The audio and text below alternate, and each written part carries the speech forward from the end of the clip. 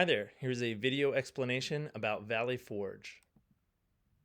So, as we've seen with the key battles of the Revolutionary War, France became openly involved in the American efforts after the Battle of Saratoga. So, that battle was a turning point because it proved to the French that the Americans could actually hold their own, and with some more open support from the French in an official way, perhaps they could actually pull off a victory against the French arch nemesis, the British.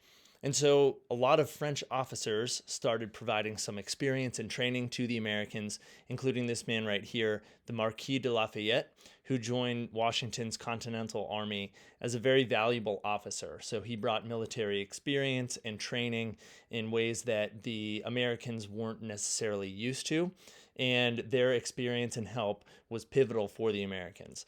France also convinced Spain to join the Americans, another way that other European powers could potentially knock off the British. And this foreign involvement kept the British fighting on multiple fronts. And we'll see later in the war how the French Navy, in particular, since the Americans really didn't have a navy, could really make a difference in this conflict against the British. Another key part that we need to talk about is tactics. So, guerrilla warfare became an incredibly vital strategy for the colonists. One of the Patriots' greatest advantages, as we've discussed earlier, was the fact that they knew the terrain where the fighting was happening. They were very knowledgeable about the towns, the woods, the rivers, where they were actually doing this fighting. And so many times the Patriots started to use these guerrilla warfare tactics. Guerrilla comes from Spanish, meaning little war, and they refer to hit and run tactics that were used as opposed to open field battles against the British.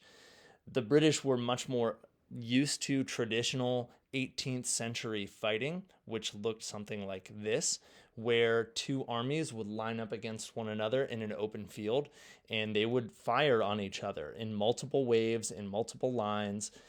Their guns were oftentimes very inaccurate, and so they would line up and fire once.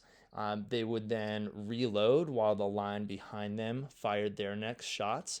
And this was the traditional way of going about fighting a war in the 1700s.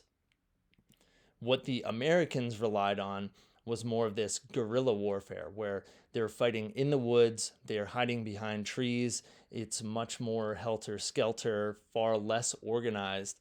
And one of the reasons the Patriots, these Americans, could pull this off is because they were much more likely to be using more accurate guns, hunting rifles, as opposed to traditional fighting rifles.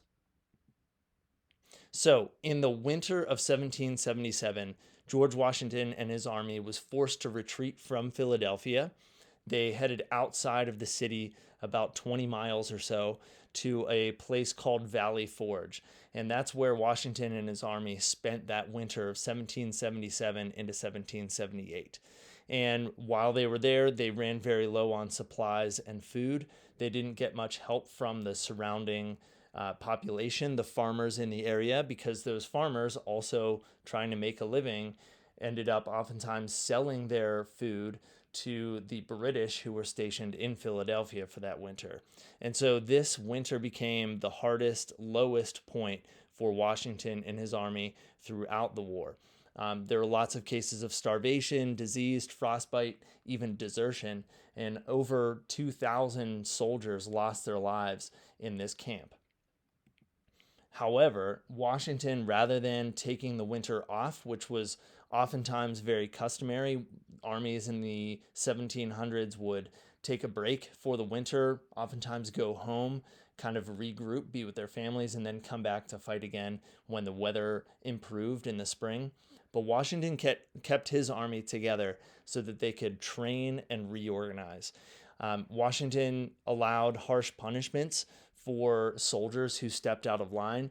Those included court martials, so trials for soldiers, and lashings. Those were oftentimes public so that they could set an example to others.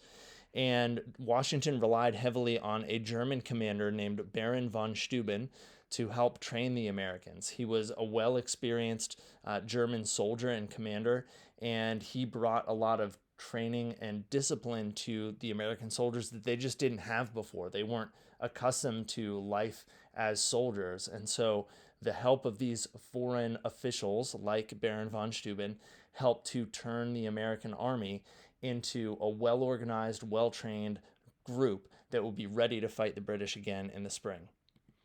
And so here on this map, you can see the location of Valley Forge, where they had retreated for the winter outside of Philadelphia. And this moment became a huge turning point in the war. Even though it was incredibly difficult and not a pleasant experience, many died, many left home for good. It turned into an incredible turning point for the Americans, where they gained the experience, the training, and the belief that they needed to come back and fight another day. I hope this helps. Thanks for watching.